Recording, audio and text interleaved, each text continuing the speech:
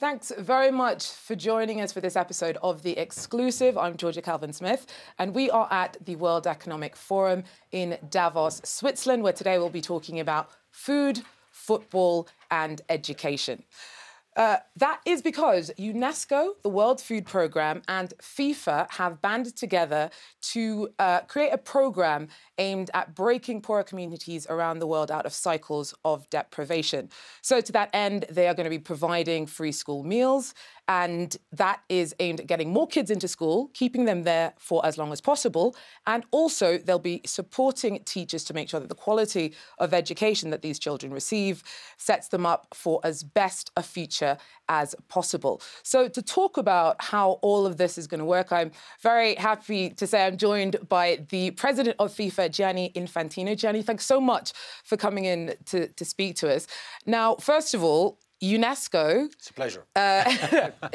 Pleasure is all ours and our viewers, I'm sure. So we've got UNESCO, yes. We have got the World Food Programme. We're used to them being involved in humanitarian affairs and development programmes. And then we've got FIFA. How come you've joined the team? Strange, right? It's strange because normally people associate FIFA with football, with the World Cup, with competitions. And it's not obvious at first sight that FIFA, being the football governing body of the world, has also, that's at least the way that I see it and the way that the new FIFA sees it, a social importance. Football is more than just a game, we know that. And we know that as FIFA, we need to take our responsibilities, not only when it comes to the game itself, but also to our social role. And we want to play this responsibility at full, and that's why we are very happy and proud that we've been able to team up with UNESCO and the World Food Programme in this fantastic Football for Schools project that we are launching to put school education at the forefront of what we are doing. So how are you going to do it? What does this programme specifically entail? Well, it's a very challenging and very interesting program that where we have partnered up with these two great organizations. We want to touch 700 million kids, boys and girls, all around the world, from the age of 6 to the age of 15, bringing to them not only footballs. We will flood the world with balls. We will send 11 million balls all around the world. But we will also present to the schools around the world a football program. A football program which is part of the, or will be part of the school curriculums of primary schools and secondary schools all around the world, where actually the important element is not football skills, but life skills, taught through football. Because when you speak about football, you can speak about many aspects. You can speak about the values of football, the team, work, the respect for the opponent, the respect for the referee, for the laws of the game, so for the laws more generally. But you can speak also about violence, about drugs, about equality, about sexual harassment, about obesity, about many, many topics that can be brought to children through football. So you mentioned there, the values of football. Yes. You came you were elected in 2016, and right after that huge scandal, yes, that still overshadows FIFA to many people around the world, and you made it very clear that what you wanted to do was present a new a new face for FIFA. Yes. Is this a useful PR opportunity, or is this linked in a more wider way to an illustration of a change in the values of the organisation? Definitely it is. It is changing the way we see our role.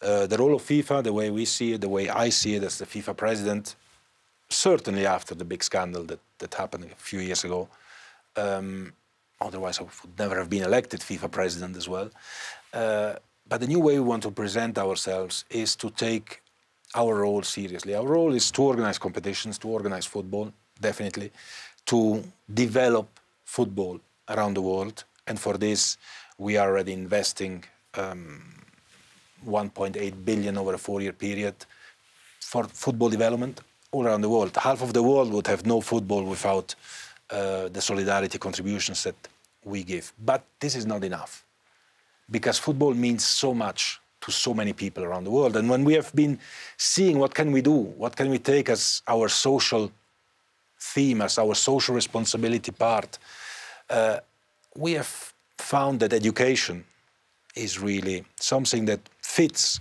quite well with football, that is maybe not the priority of other bodies around the world, except for governments or governmental bodies.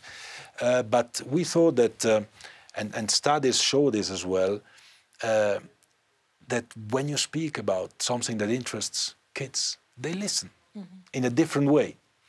And football is something that interests many kids around the world. So through football, we can, in cooperation with UNESCO, with World Food Programme, we can bring and teach some of these values to the children. This is part of the way we see our role.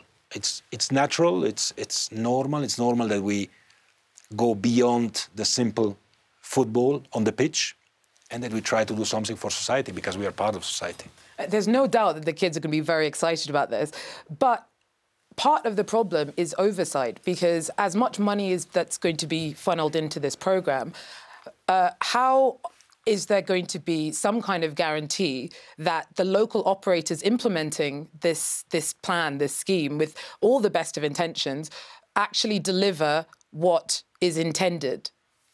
That's a good, very good question, and that's why we decided to team up with both UNESCO and World Food Programme, because they have the necessary networks and expertise in these areas. On our side, what we will contribute is the balls themselves, of course, but also the curriculum, the educational curriculum for the schools.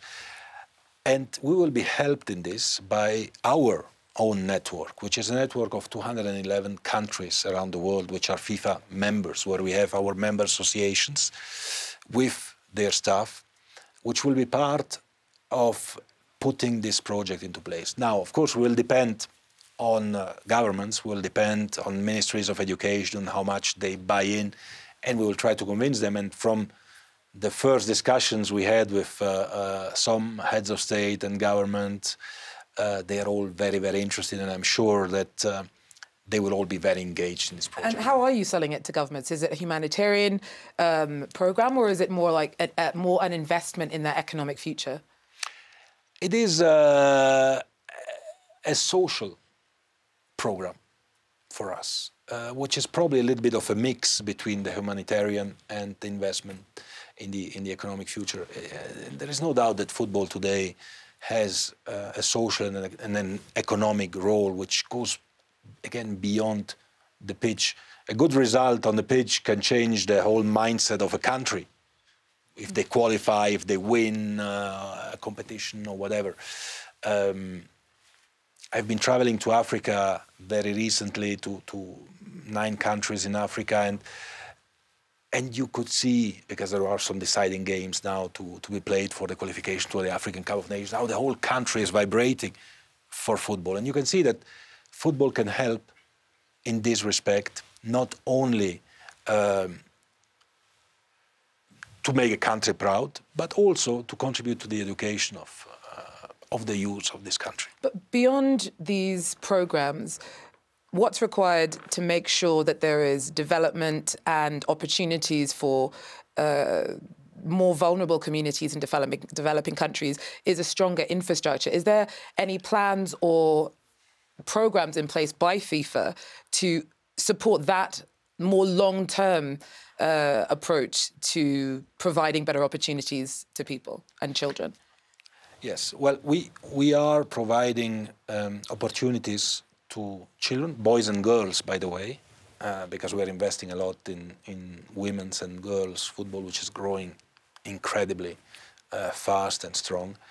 And this is part of our football development program that we have, with infrastructures, with jobs as well, through professionalization of clubs, of teams, of organizations, even just the football federation itself. It has to organize itself, has to organize competitions. You need coaches, you need referees, you need, and all of this helps to give opportunities. Now, in addition to this, we think that football can send some strong messages as well, which can help children. The football players, not the administrators, not we, not us, but the players, the legends, men and women alike, they are idols to many kids.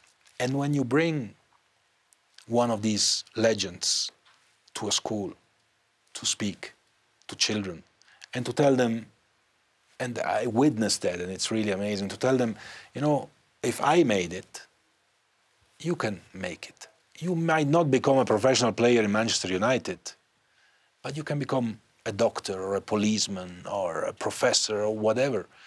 Believe in yourself. And if a football legend is saying this to children, well, they believe it much more than if it is a teacher or anyone else, right? And we have to play this role, I think, seriously as FIFA, and we want to do that. Thanks very much. That's a very inspiring way to end it. I really hope that the project rolls out as well as you hope it does. That kicks off over the summer of 2019, I believe. Correct. Yeah, we will launch it this summer at the occasion of the Women's World Cup in France. Brilliant. Well, we will be following it at France 24. Thanks very much, Gianni Infantino, President of FIFA. Thanks very much for joining us. That is all we have time for now for The Exclusive. Take care.